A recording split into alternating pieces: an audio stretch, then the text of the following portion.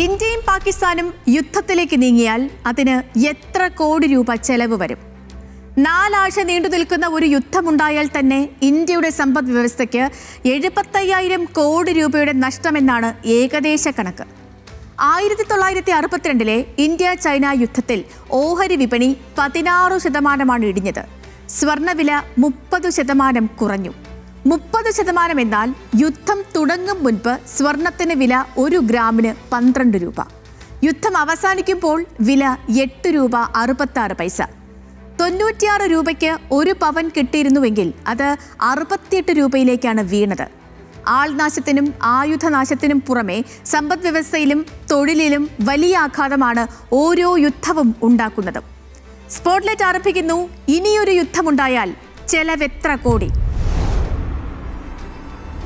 നമുക്ക് മുന്നിലുണ്ടായ അവസാനത്തെ വലിയ യുദ്ധം അത് കാർഗിലാണ്. 1999 അഥവാ 26 വർഷങ്ങൾക്ക് മുൻപ് ആ യുദ്ധത്തിന് ഇന്ത്യ ചെലവഴിച്ചത് 7,000 കോടി മുതൽ 10,000 കോടി രൂപ വരെ എന്നാണ് വിവിധ ഏജൻസികളുടെ കണക്ക്. പ്രതിരോധ ചെലവായതിനാൽ തന്നെ കൃത്യമായ ഒരു കണക്ക് ഒരു കാലത്തും പുറത്തുവിടില്ല. കാർഗിൽ യുദ്ധം നടക്കുന്ന 99-ൽ 1 ഗ്രാം സ്വർണത്തിന് 400 രൂപയായിരുന്നു വില. പവന് 3,200 രൂപയും. ഇന്ന് 1 ഗ്രാമിന്റെ വില 9,000-ന്റെ പരിസരത്താണ്.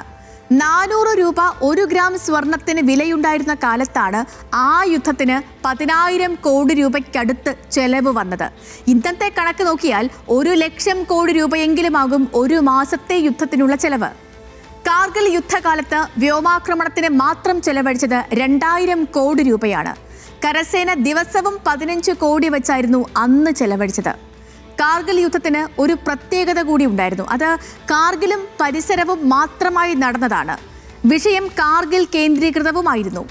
ഇനി ഒരു യുദ്ധമുണ്ടായാൽ അതിർത്തിയിൽ എവിടെ വേണമെങ്കിലും ആക്രമണമുണ്ടാകാം.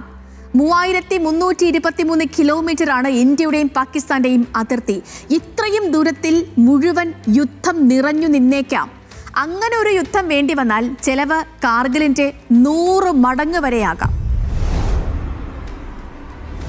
പുൽവാമ ആക്രമണം കൊണ്ട് മാത്രം ഇന്ത്യയുടെ സമ്പദ് വ്യവസ്ഥയ്ക്ക് 50,000 കോടി ഡോളറിന്റെ നഷ്ടമുണ്ടായെന്നാണ് രാജ്യാന്തര കണക്ക്. ഇന്നത്തെ മൂല്യത്തിൽ 42 ലക്ഷം കോടി രൂപ വരും അത്. അന്നത്തെ കണക്കിൽ 23 ലക്ഷം കോടി രൂപയും.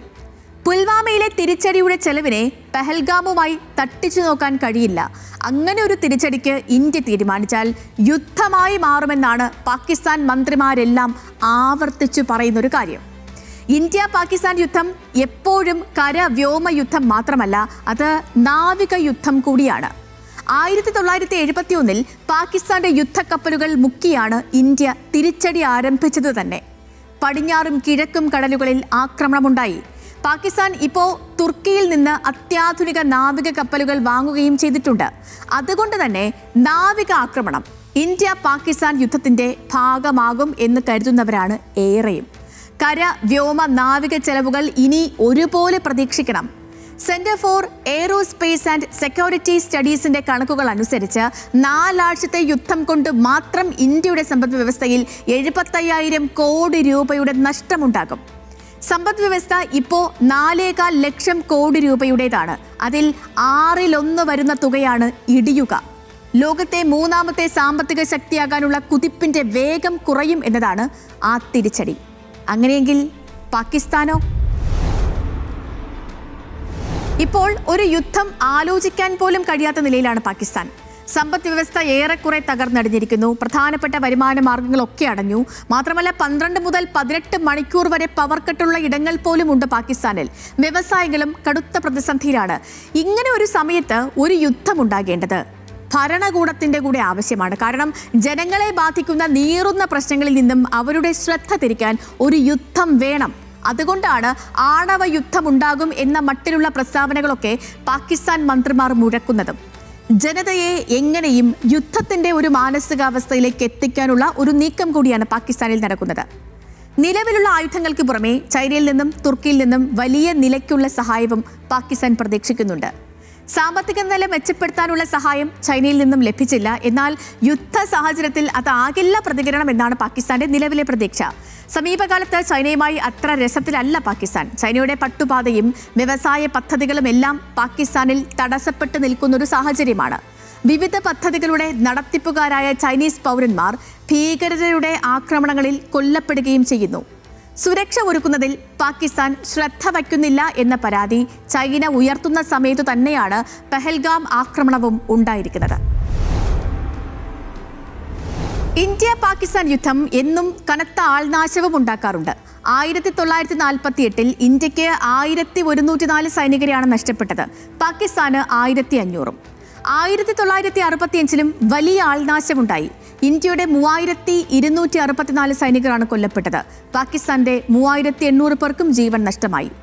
1971 ബംഗ്ലാദേശ് മോചന യുദ്ധത്തിൽ നമ്മുടെ 3843 സൈനികരാണ് കൊല്ലപ്പെട്ടത്.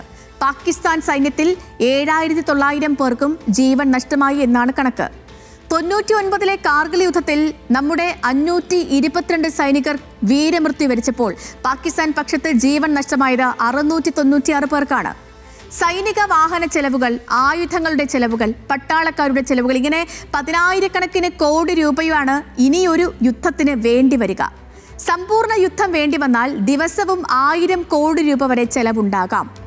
ഇപ്പോഴുള്ള ആയുധങ്ങളും സൈനിക വാഹനങ്ങളുമെല്ലാം അത്യാധുനിക സംവിധാനങ്ങളുള്ളവയാണ്. അവയ്ക്കുള്ള ചിലവും മുൻപത്തേക്കാൾ 10 മടങ്ങ് കൂടുതലാണ്. യുദ്ധത്തിൽ നേരിട്ടുണ്ടാകുന്ന നഷ്ടത്തേക്കാൾ കൂടുതലായിരിക്കും സമ്പദ് വ്യവസ്ഥയ്ക്കുള്ള ഇടിവ്. അതാണ് ഇതുവരെയുള്ള യുദ്ധങ്ങളുടെ ചരിത്രം പഠിപ്പിക്കുന്നത്.